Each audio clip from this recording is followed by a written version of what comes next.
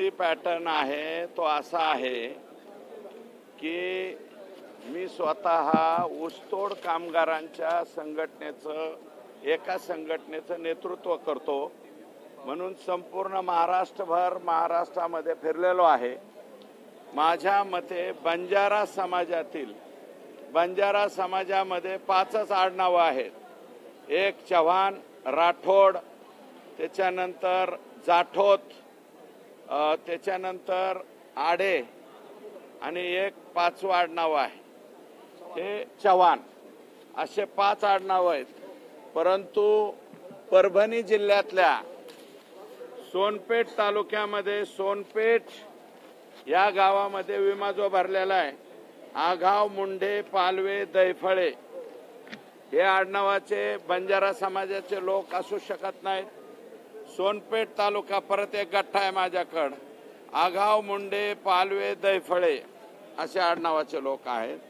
सखाराम तांडा तालुका सोनपेठ इथे तांबडे, फड, मुंडे, गुट्टे अशा आडनावाचे हे लोक आहेत। भाऊचा तांडा तालुका सोनपेठ या तालुक्यामध्ये पालवे, कराड, गुट्टे, दैफळे, मुंडे, मुसळे अशा आडनावाचे लोक आहेत। कोठाळा तांडा हे तालुका सोनपेठ जिल्हा परभणी याच्यामध्ये आडनाव आहेत गुट्टे, फड, मुंडे अशा आडनावाच्या लोकांनी हे परळी तालुक्यातले लोक आहेत।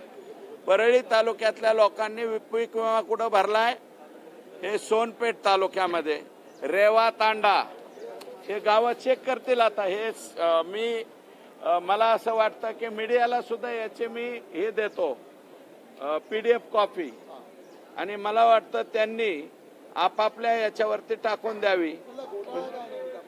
मी सांगतो ना हे रेवा तांडा याच्यामध्ये सुद्धा आंधळे, दैफळे, चाटे, गुट्टे, केंद्रे अशा आडनावाच्या लोकांनी अर्ज भरलाय। रामापूर तांडा याच्यामध्ये सुद्धा गुट्टे, होळंबे, जयस्वाल आडनावाचे लोक हे बंजारा समाजाचे एवढी आजो माय बंजारा समाजामध्ये असे असू शकत नाही। एवढे आजो म्हणजे इकडे या असं मी म्हणलं तर त्या समाजामध्ये या आडनावाचे लोक नाहीत।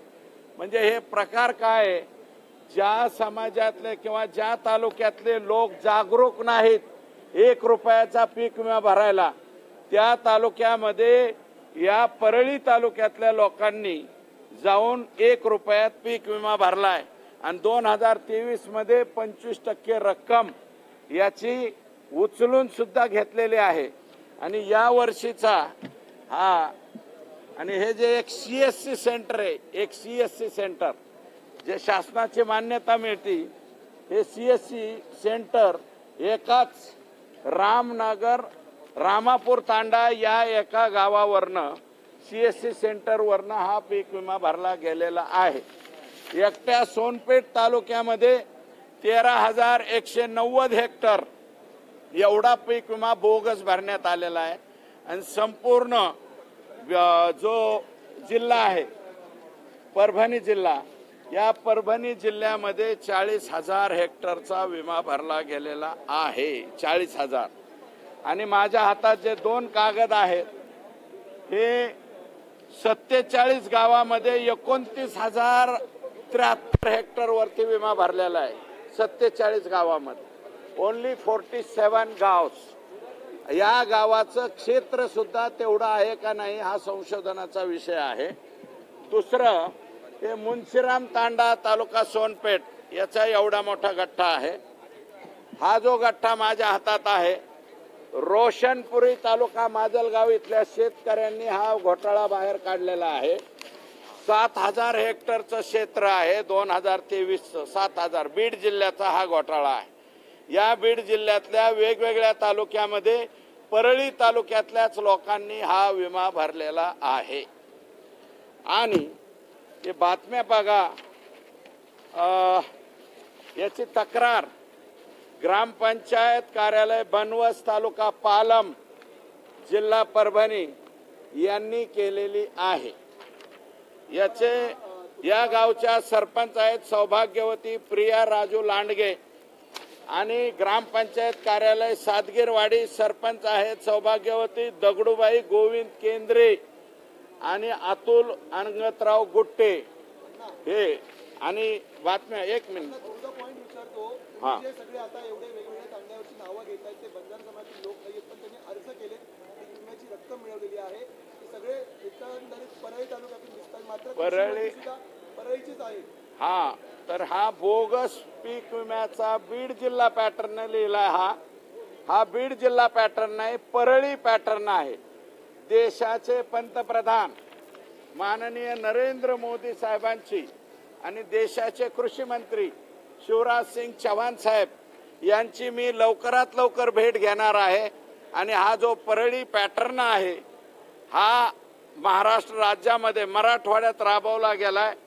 हा संपूर्ण राज्याला लागू करावा आणि संपूर्ण देशामध्ये सुद्धा लागू करावा। हिमाचल प्रदेशाच्या वरती 550 मीटर वरती जिथं बर्फाच्छादित प्रदेश आहे तिथे सुद्धा हा लागू करावा, अशा प्रकारची मी मागणी करणार आहे। वैशिष्ट्य असं आहे की हे 2023 ला कोण कृषी मंत्री होते हे आपण तपासून घ्यावं।